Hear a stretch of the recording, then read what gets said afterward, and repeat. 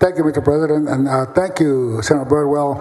You and I have worked for a long time on border security, and we're very much aware of the challenges that we face. And you heard many times say on the Senate floor that a country doesn't protect its border, doesn't define its border, doesn't defend its border, will cease to be a nation. And so we have to have border security. I'm a supporter of border security. We have looked at different ways of using technology, and maybe at some parts there may be barriers that are needed.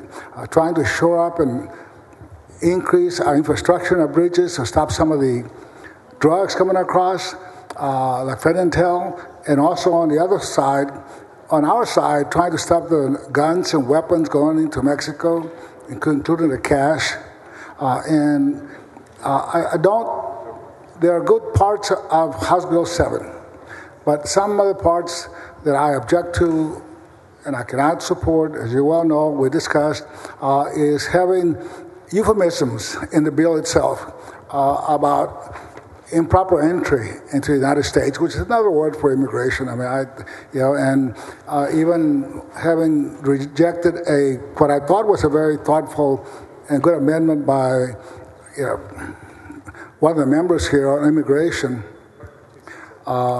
Senator Menendez, on providing a little bit of training to those officers about immigration law.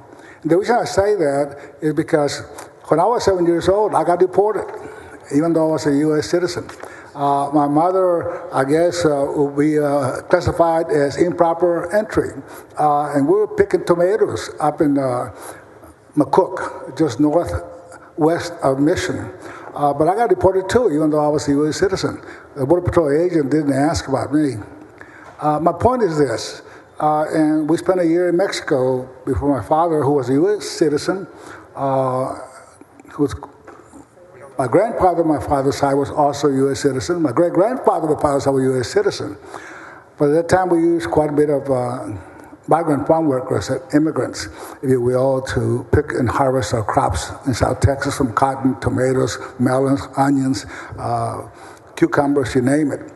So I feel that it's unworkable, not practical, and it will really create real challenges for us in trying to arrest any person that comes across